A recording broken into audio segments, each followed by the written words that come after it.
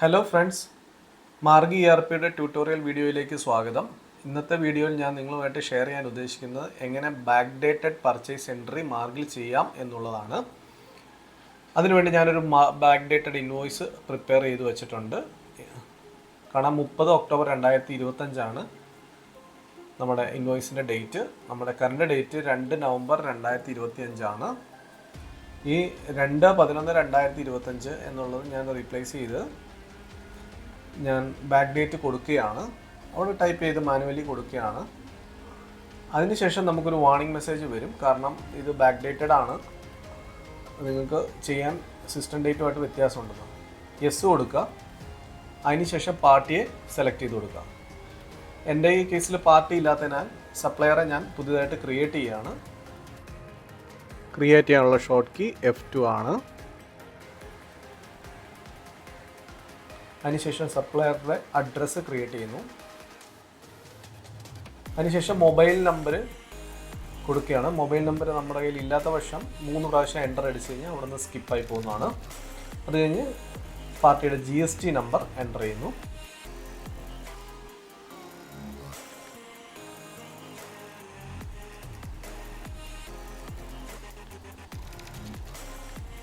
Okay, നിങ്ങൾക്ക് Ctrl+W ഉപയോഗിച്ചോ അല്ലെങ്കിൽ എൻ്റർ അടിച്ചോ ലെഡ്ജർ സേവ് ചെയ്യാവുന്നതാണ്. അതിനുശേഷം സപ്ലയർ ലെഡ്ജർ സെലക്ട് ചെയ്യുക. അതിനുശേഷം ഇൻവോയ്സ് നമ്പർ എൻ്റർ ചെയ്യുക.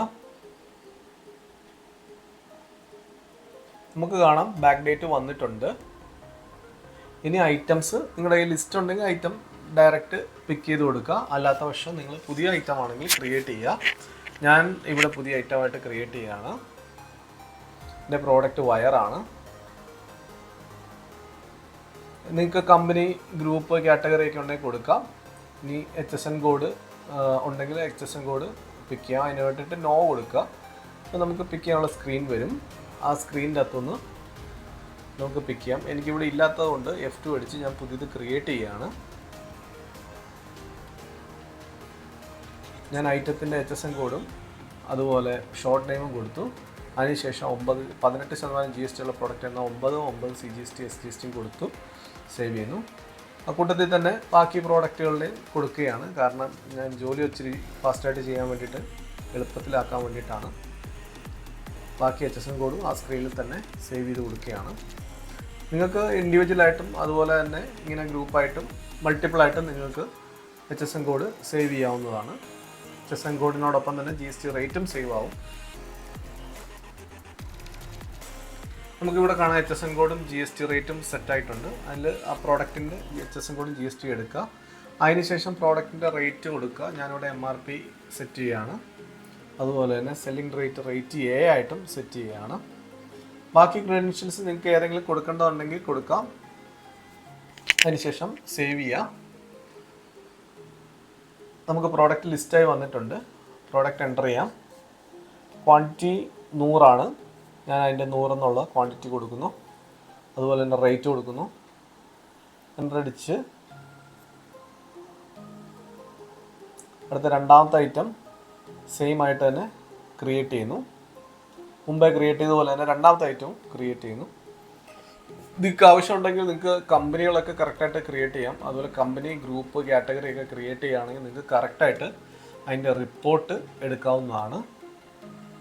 അതുപോലെ തന്നെ നിങ്ങൾക്ക് പല ഓപ്ഷൻസ് ഉണ്ട്. നിങ്ങൾക്ക് ആവശ്യമുള്ള ഓപ്ഷൻസ് യൂസ് ചെയ്യാം. അങ്ങനെ രണ്ടാമത്തെ പ്രോഡക്റ്റ് ഞാൻ എൻ്റർ ചെയ്യുകയാണ്. അതിൻ്റെ ക്വാണ്ടിറ്റി, റേറ്റ്,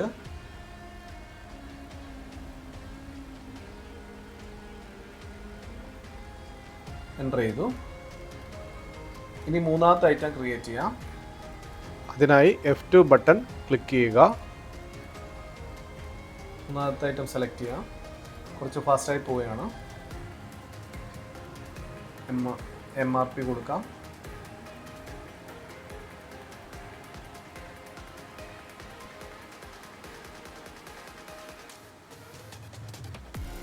മൂന്നാമത്തെ ഐറ്റം സെലക്ട് ചെയ്യുന്നു. Quantity, rate,